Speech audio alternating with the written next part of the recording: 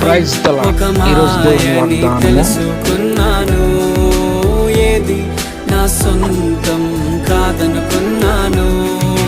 తప్పిపోయిన కుమారుని నేనైతే, నా కొరకై నిరీక్షించే తండ్రి నా యేసు. తప్పిపోయిన కుమారుని నేనైతే, నా కొరకై నిరీక్షించే తండ్రి